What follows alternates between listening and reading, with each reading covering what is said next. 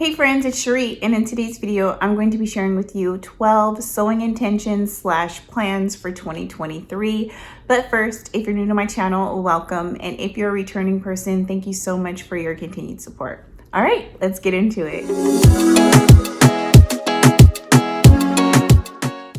I'm so excited to be able to sit down and talk to you. It's been a while and things have been kind of busy in my life lately, so I haven't had the opportunity to film. So I'm at my mom's house, that's why the background is different, and I'm taking a break to share some of my sewing intentions for 2023 with you today. So hopefully you enjoy them. If you're new to my channel, welcome. Please make sure that you subscribe. And if you are not new to my channel and you want to support me, there's a small way that you can do that, and that's by hitting that thumbs up little icon in order to get more attention drawn to my channel and to let me know that I'm doing a good job. All right, let me get into this list. I had a long list and I've narrowed it down to 12 things. Now I'm going to do my best to check these things off throughout the year. However, you know how life is. It gets crazy, things change, and I may not be able to accomplish all of these goals, but these are definitely things that I would love to be able to see myself do this year. So number one, and this is no particular order of importance or anything like that. I literally just had a long list and, highlighted the things that I felt were the most important on my list and attainable. Number one, sew all of my pre-cut projects. As you know, I've shared in previous videos that I have some projects that I was really excited about, prepped, and for whatever reason they didn't get sewn up. And I have been really wanting to sew those up, but I get distracted and I get really excited to sew other projects. And some of these things were actually exciting projects that I was really excited to do. And I missed the window. And so now it's like, I have that project over there I need to do, but this other shiny new project over here is calling my name. Anyways, I don't want to be wasteful, and I actually did enjoy the planning process for those particular garments. So I definitely want to see them through and wear them so that I don't have wasted fabric, also taking up space in my home and filling up my project bags, because I don't know if you remember me saying this on my channel, but I have these project bags. There are 12 of them, and the goal was to not cut another project until the bags were empty, or, not have extra additional random bags that I've started. I wanted to work within those 12 project bags. So that's the number one thing that I want to do this year. The second thing is I want to shop my stash first and make what I have work. This is really challenging for me because I get so inspired by all of my sewing friends on Instagram, people I follow, people that don't even know I exist. They inspire me and I'm like, oh my gosh, I must make what they made, but I think I can make it in this fabric or that fabric. And I'm so eager to go on the hunt to find the perfect, fabric to go with a project that wasn't even on my radar before I was inspired by someone on Instagram. I don't want to do that anymore. I definitely want to continue to be inspired by my friends, but I also want to take the opportunity to look at what they've produced and think about my own fabric stash and what I might be able to use in my stash to create a similar look. It's really hard for me. And also another thing is I have several pieces of fabric that are just so precious. And I have found that I'm less likely to make test garments as I was before in the beginning of my sewing journey. So it's like, it's all about time, right? If you have time to do the test garment, then ideally you want to make your test garment before you cut into your nice fabric. Time is so limited in my life. And so the thought of doing a test garment before I cut into my final garment fabric, I'm just like, where do I find the time to do that? So often I will just make one project. I won't test it out, and I'll make whatever alterations I need to make to that project to make it work. And sometimes it's not the best, especially when we're talking about like pant construction, because there's so many different types of pant patterns. The construction can be very different, and it is very difficult to make alterations with certain patterns after the clothes have been sewn up. Like the alterations need to be made to the pattern, not to the actual finished garment, in my opinion, for my experience. But I want to get good at really just saying, hey, you bought this, it's precious. Don't let it just sit in a closet or in a drawer. Use it, you know, like it's beautiful fabric, use it. Don't be afraid. So there's two things. I don't want to waste, and I want to be brave and to cut into that beautiful fabric before I go waste money on more fabric when I have a really great option at the house. So definitely want to do that. And I definitely want to take advantage of the fabric store that I've created in my home. Okay. All right. So number 3, I want to sew all of my jean patterns. I know that sounds ambitious. If you've been with me for a while, you know I have a nice little collection of jean patterns. But the reason why is because I have still struggled with finding the right ready-to-wear jeans. And I've made a few pairs of jeans at home that I really feel proud about and that I've been wearing a lot, and I'm learning how to fit my body in jeans. And so I definitely think that if I can figure out, you know, my alterations for several different types of jean patterns, I might be better off just making my own jeans now that I know that I can do it. And you can do it too, friends. You absolutely can make your own jeans. So anyway, I have some jean patterns. I don't have tons and tons and tons, so this isn't like a really unrealistic goal, but I have enough, and they're all different styles, and I would really love to sew those up. And I think for the most part, they are, if you hear a dog barking, I'm so sorry, that's the neighbor's dog. I went outside to take some pictures and film and got the dog all riled up. So now he won't stop barking. But anyway, please disregard that.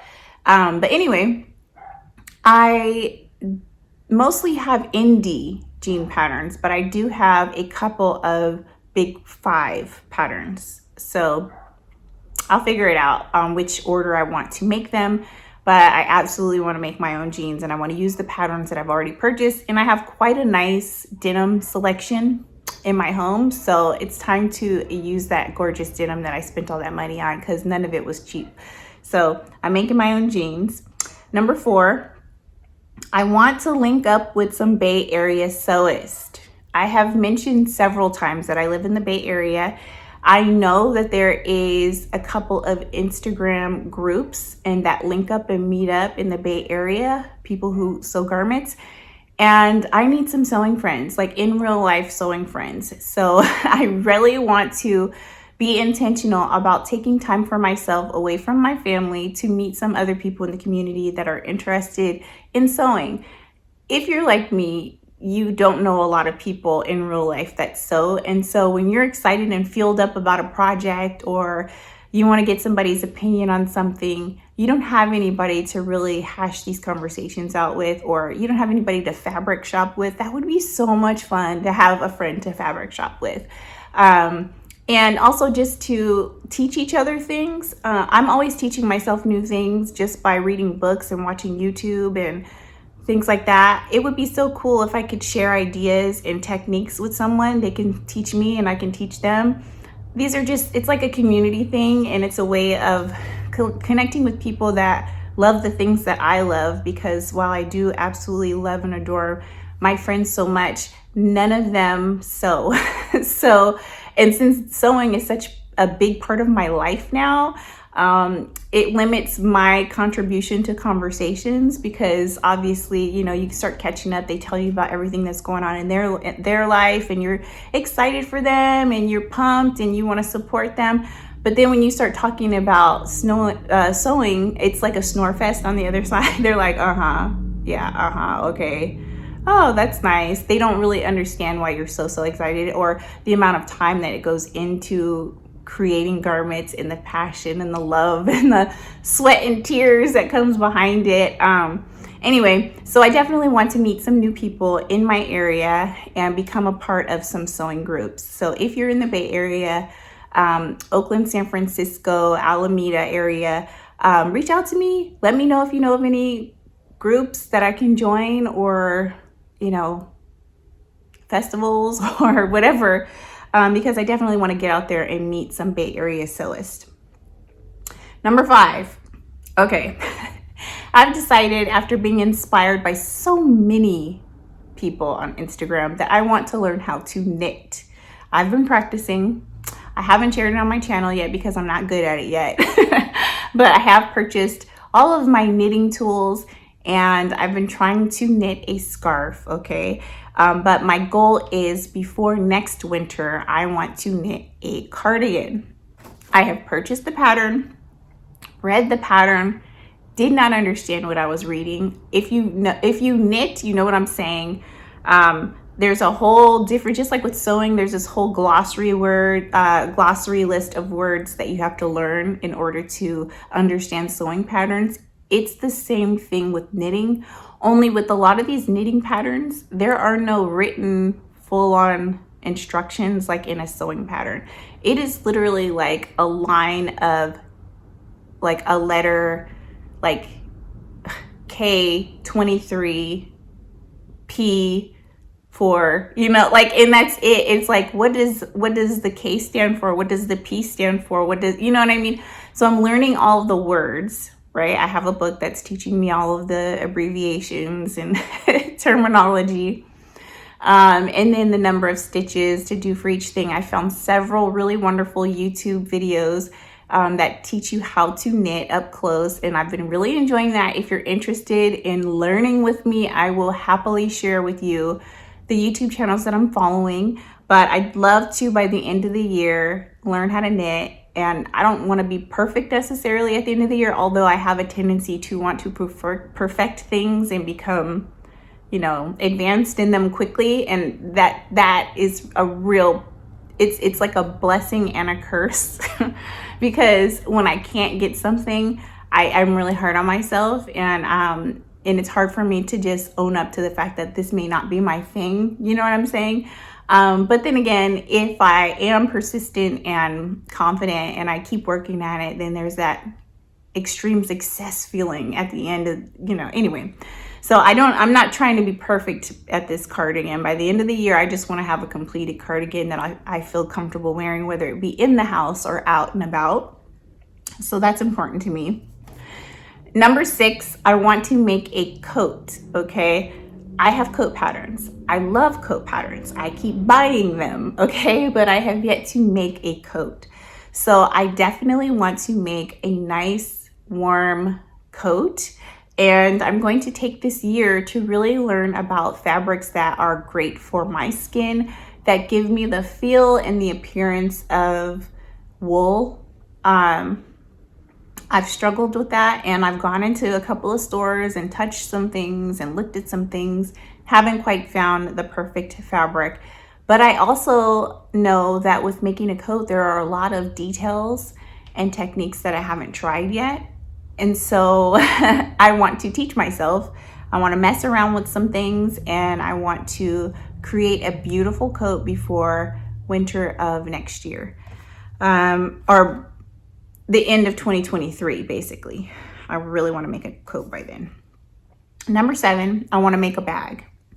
I think it was last year, made a ton of tote bags. Some for myself, my mother-in-law, for daycare children. Like, I have made several different types of totes, and I really enjoy making them, but I'd like to make a more heavy-duty bag. I would love to have a bag to house knitting supplies, and also create a heavy-duty bag to hold craft supplies so that I can move my crafts from different rooms in the house without having to walk back and forth for all the little things that I need. So I definitely want to learn how to make a bag that is very functional for my life and organization, but also it would be kind of nice to make a little purse, and not just a typical like cotton fabric tote type of purse, but a really nice like go out to dinner type of purse. I've never done that before. Don't understand the hardware or where you buy it and all that stuff. So I might actually look into getting a bag making kit for that and taking a class. That could be really fun. I'd love to make a bag this year. Number 8, find a way for my hobby to pay for itself. To my hobby friends, my hobbyists, okay? To my friends that like to create things with their hands, okay? The supplies that we use cost money. Okay, they cost a lot of money. And at one point in this journey of sewing, I was at a point where my hobby paid for itself, right? So I would take on more affiliate programs. I would partner with companies that would either send me my supplies free in exchange for content, whatever the case may be. I did a really good job of balancing out how much I spent with how much I was bringing in like affiliate, programs. Also, AdSense. I would use AdSense, but I'll be honest with you, my AdSense have gone down a bit, right? And so I'm not, my hobby can't really pay for itself these days. And I need to get back to that, because if I can get to a place where my hobby pays for itself, then I can produce more content for you, and it doesn't kind of take away from the house. You know what I'm saying?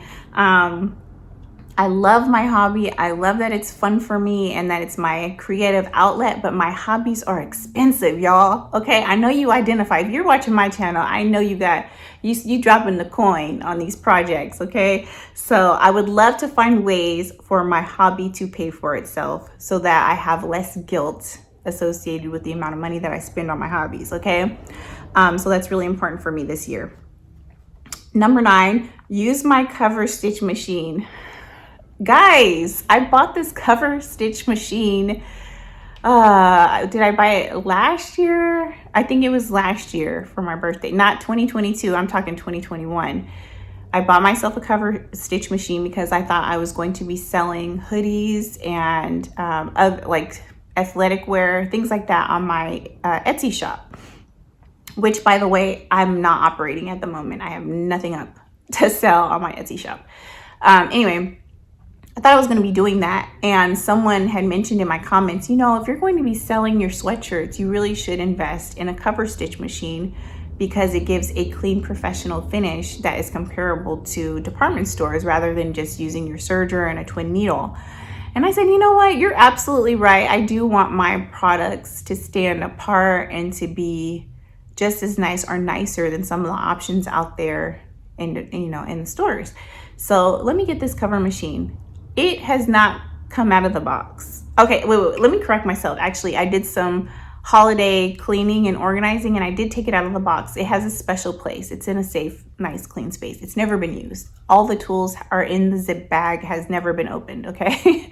So in 2023, I will use that cover stitch machine. And let's be clear, I've made several sweatshirts in athleisure since I purchased that thing, and just never took it out of the box because I didn't want to take the time to read the manual, learn how to work it, and all that stuff. So I just continue to do what I always do, and I don't do that anymore, okay? It's wasted, okay? I bought that machine. I was excited about that machine. I wear a lot of athleisure. My kids and husband wear a lot of athleisure, so I need to be able to use this cover stitch machine. So that's happening in 2023. Your girl is going to learn how to use that machine. I'm going to use it regularly, okay? Number 10, shop my pattern stash before running to buy new patterns. I'm laughing at myself as I read this because I know how challenging this is going to be, and I don't know how, this is probably the least realistic thing on my list, is because I love shopping patterns. I love indie patterns. I love big 5 patterns. Your girl loves to be inspired. I collect them like people collect stamps. Do people still collect stamps, y'all? I don't even know. But the point is it has become a hobby in and of itself, collecting patterns.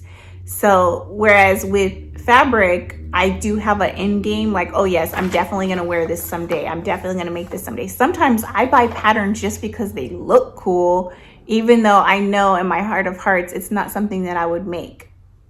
Why am I doing this? Why? Is it to keep up with the Joneses? Is it just because I love looking at them? That's a huge part of it, you guys. I love the inspiration from looking at patterns.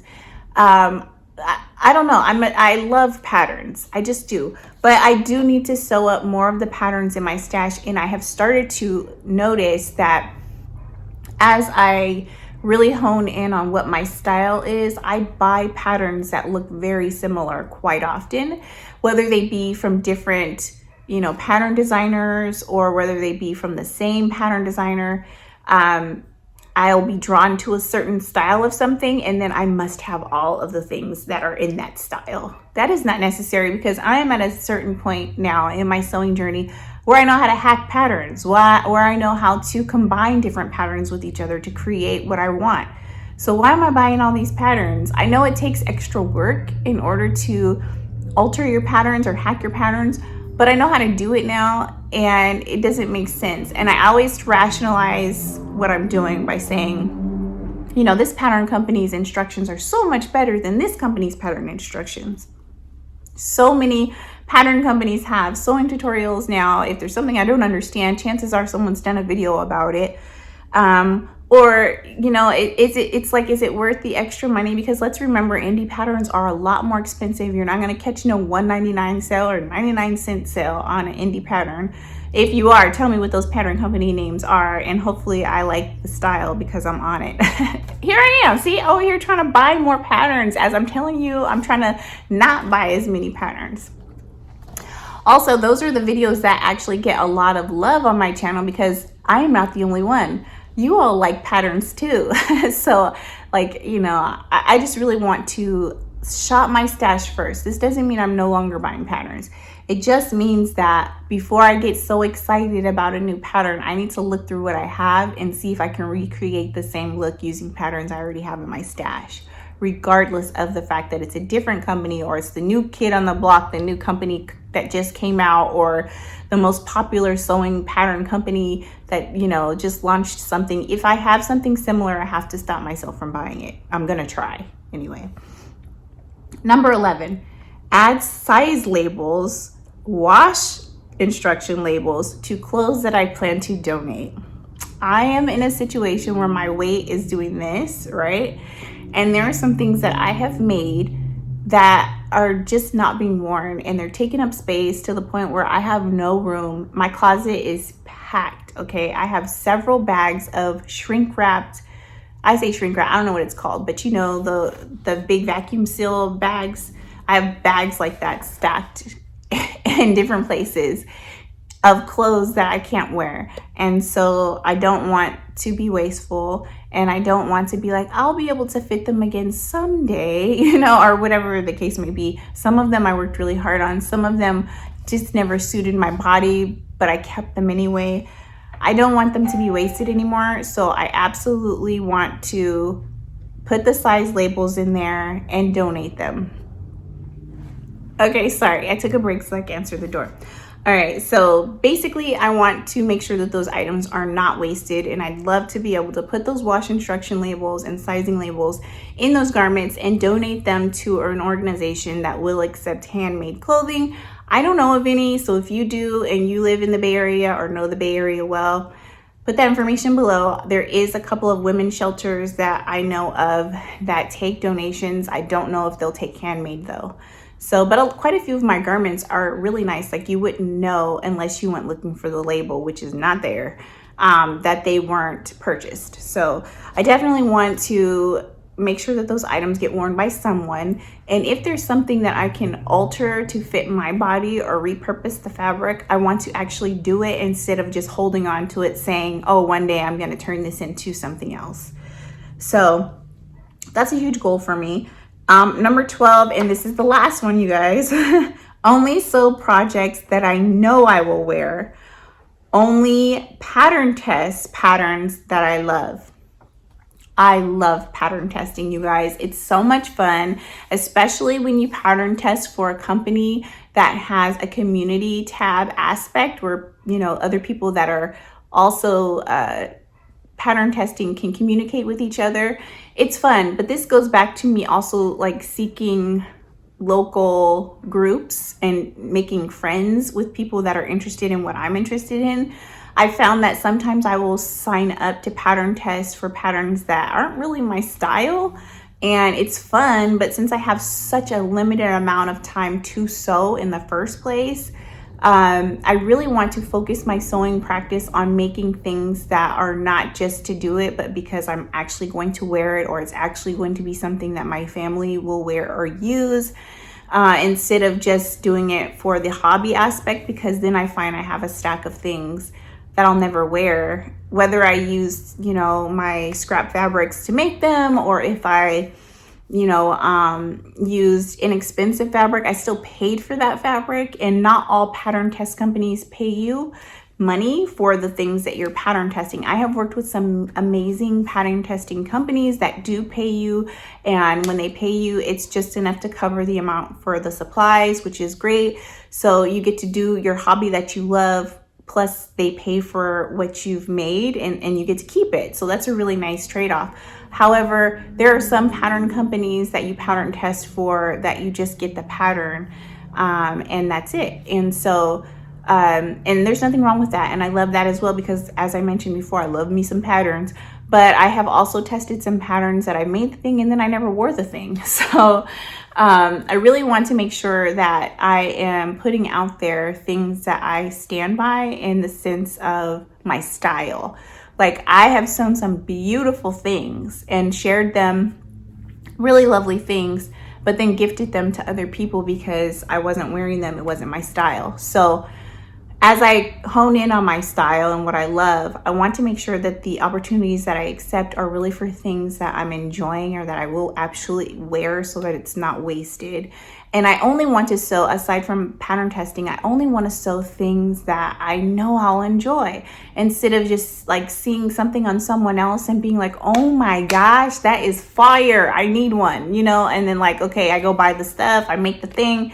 It doesn't suit my body type at all. Like, girl, why did you make this? You knew this wasn't gonna work, you know? Like, it's happened so often that I have to laugh at myself to keep from crying, okay? Because, you know, you spend the money on the supplies, you spend the time, and then you knew it wasn't gonna work, but you had to do it and test it out anyway. And I mean, it's okay to do that, but speaking of from my own personal self, I feel a little bad about that. I do feel really bad about that, because also, like, sewing takes away from time with my family. Sewing takes away time that I could be doing other things. And I love sewing. I just want to make sure that when I'm taking that time and I'm investing that time and money, that it's in things that I know personally I will enjoy and not waste. Okay, so those are all the things, and there'll probably be more. Who knows? This might change. And like I said before, I started out with a really long list, and I just kind of like highlighted the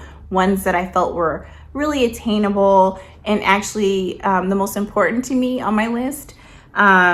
So there you have it. Those are the 12 things that I'm really going to work towards, my intentions and plans for 2023. At the end of the year, I would love to come back and check in with you and basically talk to you about whether or not I was able to attain these things, if I was able to actually follow through on what I said.